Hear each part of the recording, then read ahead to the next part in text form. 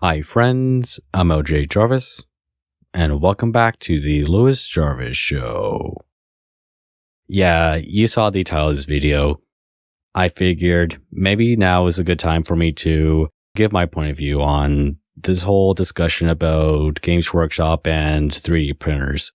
Because, I see something like this all the time on Twitter, especially YouTube.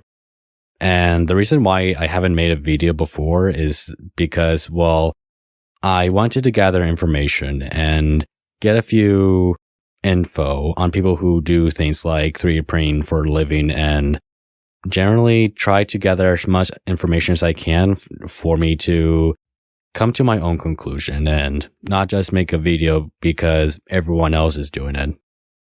So, after sitting on this topic for some time and gathering my info, what are my points of views on this whole thing? Are 3D printers really the end to Games Workshop? For those of you who might not know, here's a brief little backstory on why this is suddenly a big thing. As some of you may know, before Games Workshop launched Warhammer Plus, they did some updates to their IP.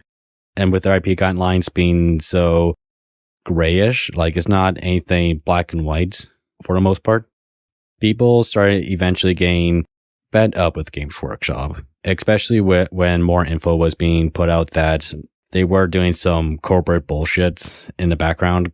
Because, as a corporation, of course they would.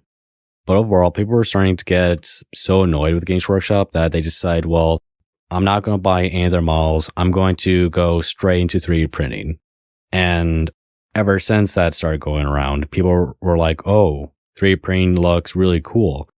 And the quality of these models look excellent, either below or even a little bit better than what Games Workshop usually do with their stuff. And with this going on, people were going like, if we all go to 3D printing, if most of people go into 3D printing, then this is going to cause issues for Games Workshop because there's nothing that they can do to stop 3D printers. They're only going to get better. The technology is going to become more available. And eventually, this could be a inevitable downfall to the corporation itself, or at least cause a bit of harm to their sales. So yeah, people were pretty upset with the whole IP thing, and people definitely had the right to especially be annoyed with what Games Workshop was doing to not only their staff, but to the fan base, almost acting almost indifferent, especially to the people who brought Warhammer up. But anyways, that's not this kind of video. The topic is about 3D printers. Are they really the end to Games Workshop? And looking into it, yeah, I have to agree. 3D printers do have some really good qualities to them, especially with the cheapest 3D printer you can buy from Amazon. For example, this is one of my Twitter followers and his 3D prints. I say the model looks pretty good. Almost looks no different from what you can get from Forge World. And take note, I did say it's one of the cheapest 3D printers you can buy from Amazon, but it's the cheapest 3D printer. But it's not really a cheap thing to buy, really. It is more of an investment. But I do believe it is a good investment to put your money in towards, because once you buy it, then you can start printing as much models as you want, so long as you have the resin to actually make the print. And as for the quality of the model itself, how is the durability? From what he informs me is that the more darker resin that you use for a printer makes the model come out more durable. But the thinner the model becomes, say if you print out a skeleton, for example, it does become soft and bendy. So you would have to be careful with your 3D printed skeleton army. But when you use a more transparent resin, that's when the model becomes more brittle and easy to break. Though with something like Warhammer fans, I'm pretty sure it's safe to say that they're not interested in transparent models. They are more interested in dark plastic models, something that they can paint over. Because, it will have better details than what transparent will provide. But okay, the technology is an investment. But for the most part, if you know what you're doing, if you have the STL file and you know how to plant that supports of the set model, then yeah, go crazy. You can print as many customizable models as you want. Now remember a few seconds earlier when I talked about STL files? When it comes to actually printing the model itself, you would have to actually find something to, print. It's not like you can just get a random picture of Google and have this printer print off like any other regular printer. You do need something called the STL file, which will have a free floating model for you to print. And luckily, you can commission people to make the model for you. You can commission people saying, hey, I would like this kind of model, and they'll create the file, they'll send you to it, and you have something to print off. But remember how I said something about supports? Well, here's the thing. Each printer and each model will need a unique support for you to print off this model with. And what are supports? Well, think of it as a frame. It's something to hold up the model as the printer is printing the said model, but something you later cut off when the whole printing is done. While it is true that STL files can include something like supports, again, it's different from printer to printer and different from model to model. And the follower of mine did say that when he was getting into 3D printing, he wished that he knew a lot more about supports because that is something to invest your time in. I think some people might have the misconception that 3D printers is just means like press print and you're done. Yet there's a lot more that goes into it.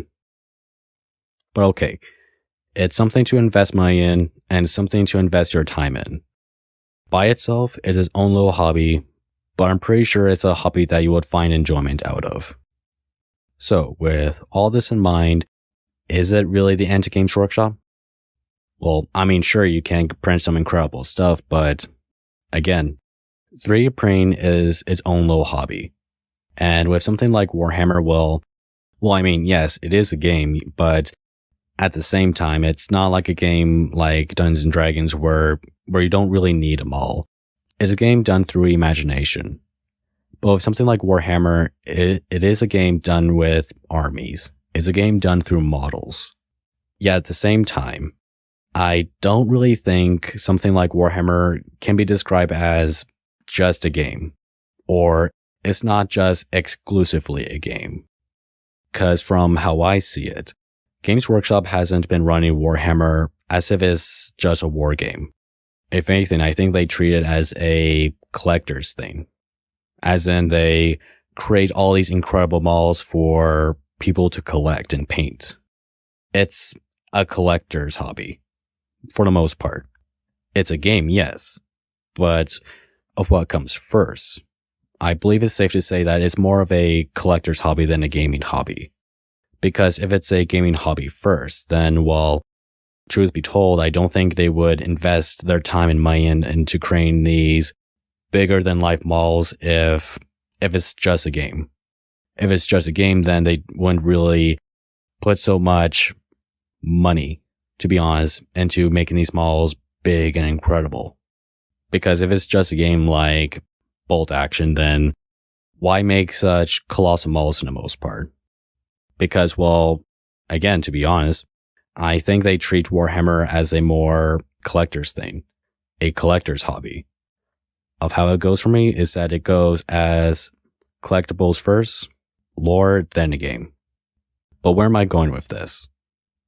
Well, to be frank, if Warhammer was done through imagination, like, say, Dungeons and Dragons, then I guess that would be something of concern if something like models were required, because for something like Dungeons and Dragons, then, of course, print your own character to have on the table. But with something like Warhammer, because it's not just a gaming-centered hobby, and how it's more of a collector's hobby, then I think most of the time people will be more focused on collecting models just to make their ideal army, to create their own Space Marines or their own Guardsmen or their own Craft Worlders, stuff like that. Well, of course, there's nothing stopping you on 3D printing your own 40k faction. Like, you can definitely create your own unique faction.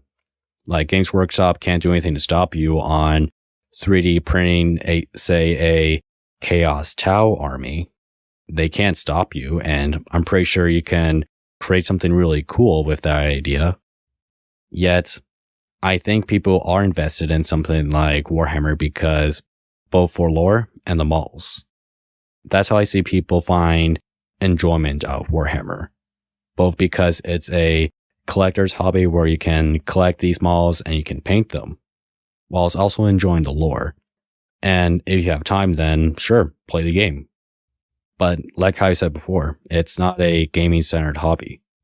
Something like Dungeons & Dragons is a gaming-centered hobby, but I don't think Warhammer is on the same boat. And at the same time, with this whole discussion that, well, because this technology is available, then corporations like Games Workshop will be in danger. And well, giving thought into it, would really? Because I mean, something like ice cream machines are available for people to buy.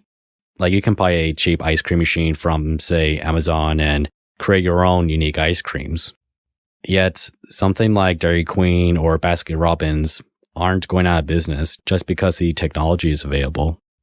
Like, I mean, yes, people can buy ice cream machines, but yet are most people really interested in such a thing? It's its own little hobby and it's something that people can definitely enjoy. But just because 3D printing is a hobby and something that almost everyone can jump into doesn't necessarily mean that it's a hobby for everyone. Such as how Warhammer, despite what Games Workshop said a few years back, isn't really for everyone. As in, it's accessible for everyone, but in terms of as a hobby, well, not everyone is going to be interested. Almost no different from how not everyone is interested in sports or not everyone is interested in bird watching.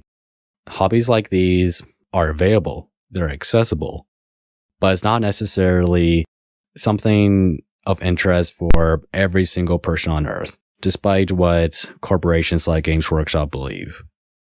Whereas I do believe something like 3D printing is only going to get better. The technology is going to become more affordable for people to invest their time and money in. It's not going to do that much harm to Games Workshop as some people might like to believe. People might think that it would. Yet, it's almost so different from ice cream machines to big corporations like Dairy Queen or Baskin Robbins. But hey, if people are still interested in collecting Warhammer miniatures because it is still a fun hobby to them, go for it. All power to you. And if people are just not interested in Games Workshop anymore as a corporation and want to invest their own time in printing their own stuff to print their own unique armies, then again, all power to you. I'm pretty sure you'll create something fun. Yet this whole rhetoric that it's going to be the end game to Games Workshop, well, I don't really believe it is. At the end of the day, I would like to hear your point of view in the comments down below this video. What are your thoughts on 3D printers in Games Workshop? Do you think it's the Achilles heel, or do you think most of this talk has been reactive? I would like to hear your thoughts in the comments down below. And with all said and done, thank you all for watching, and I'll see you all again next week with a brand new video. Have a good day, everyone. And if you enjoy this video and you'd like to subscribe, then make sure to activate the bell notification button so you'll never miss an episode. And if you enjoy this video, give it a thumbs up, consider subscribing, and I'll see you again soon. Have a good one.